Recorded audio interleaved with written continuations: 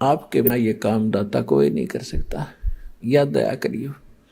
परमात्मा को पता था कि यह आत्मा तो मेरी है, रामचंद्र भी यूं तो ठेकेदार बन रहा है।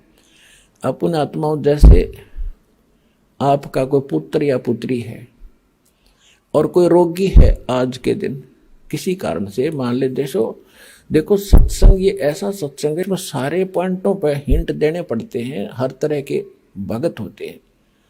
अब जैसे यहाँ अधिकतर रोगी आते हैं, क्यों काल ने सत्यानाश कर दिया, भक्ति खत्म करवा दी, पिछले पुण्य खत्म हो लिए, आगे भक्ति इनके पास थी नहीं, माथा टेक टेक चौराहे वाली माताओं पर बैठा लिया।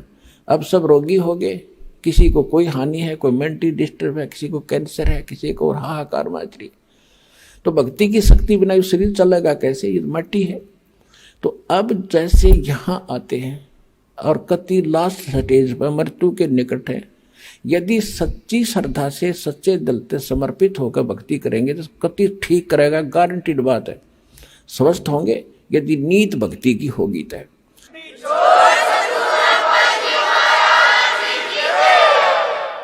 और दूसरी बात यह है कि कोई जैसे अब क्या करते हैं, कोई भक्त बता देता है कि वहाँ जाते ठीक हो जाते हैं, वो चल पड़ते हैं बेचारे, क्यों सब जगह थक लिए, वो सोच लेते एक ट्राई और कर लेते हैं। तो ट्राई करने आने वाले को यहाँ राहत नहीं मिलेगी। हाँ, यहाँ समर्पित होकर ज्ञान सुन का आवे, और चलो ट्राई करने आ भी गया तो हमारे नियमों का फॉलो करे जो हम यह बताते हैं। फिर देखना रोज चांदना देगा परमात्मा, जैसे दीपक में तेल डाल दिया जाता है, ऐसे राहत मिलेगी आपको। यहाँ भगवान है, समर्थ सर्वशक्तिमान कबीर साहब की शक्ति है यहाँ पर।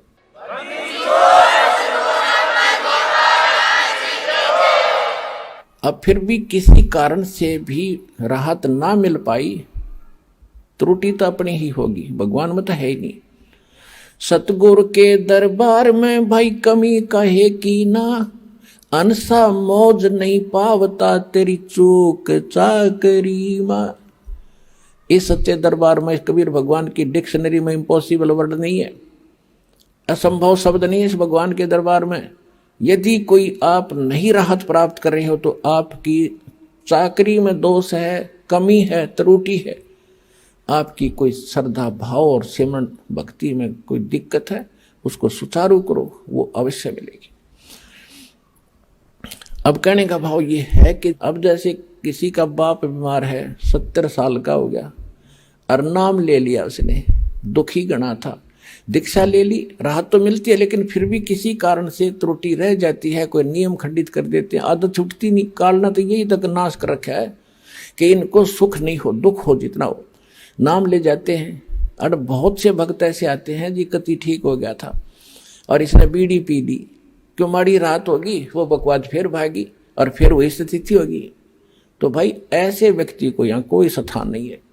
अब भगवान नहीं सुनेगा ऐसे व्यक्ति की, दोबारा नाम लो और फिर ठीक हो जाएगा, आगे नियमित रहना।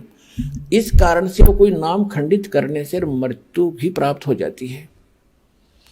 अब हम तो रो रहे हैं कि हे भगवान यू क्यों मर गया, क्योंकि हमारा पिता था या हमारा पुत्र था, हम तो एक सुख के ठेकेदार बने। वो तो आत्मा तो उस परमात्मा की थी, उस परमात्मा की आत्मा है और उसको नाम दे दिया तो उसको मनुष्य जीवन मिलेगा। इस नाम का एक बार भी जाप करके दो दास प्रथम मंत्र देता, और यदि शरीर छूट गया तो मनुष्य जीवन गारंटीड है, भक्ति मिलेगी।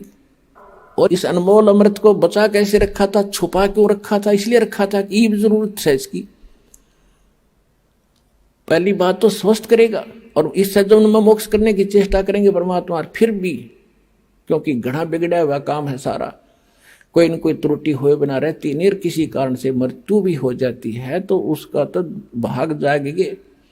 दोनों हाथों में लाडू, सतलोक आसन बरवाड़ा में आपके। जब स्वस्थ हो गया तो भक्ति इस जीवन में करियो, और जब मृत्यु होगी किसी कारण से तो नेक्स्ट जीवन 10वें महीने आ लेगा अपनी माँ की गोदी में, यहीं पर नया कपड़ा पहन के।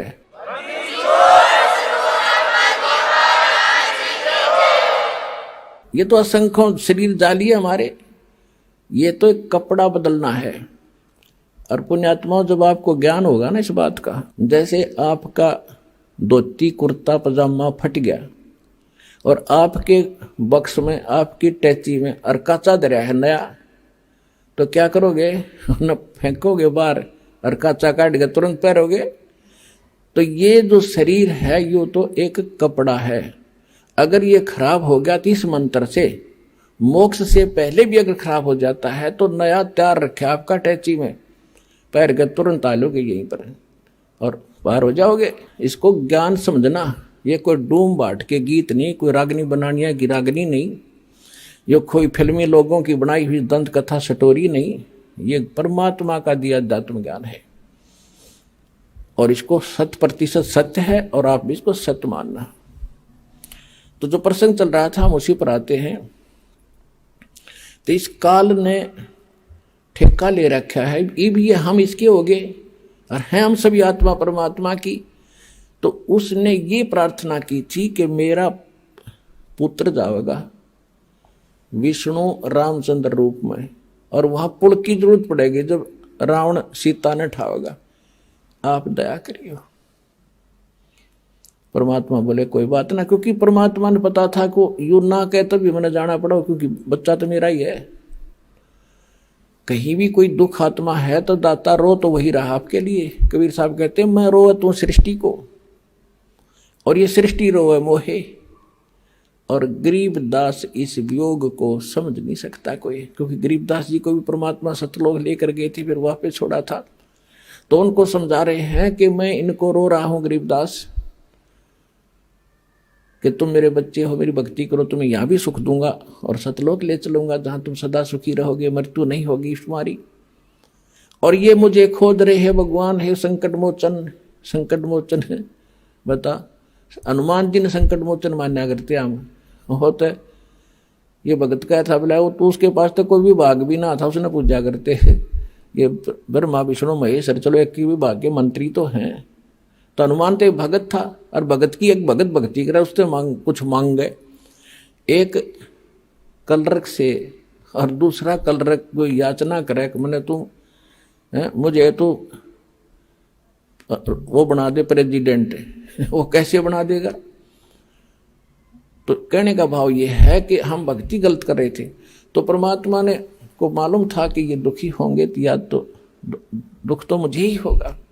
तो परमात्मा कहा करते कि मैं हूं वो संकट मोचन और सारा सुख देने वाला, पर हम उसको मान नहीं पाए क्योंकि हमने उसके पहचान नहीं थी, चिन्ह नहीं थे हमारे पास, उसको पहचानने का कोई पैमाना नहीं था। अब दास ने पहले आपको पैमाना दिया कि जिन ग्रंथों को आप सच मानते हो उनमें भगवान की डेफिनेशन या बता रखी है, और ये किस पर खरी होती है?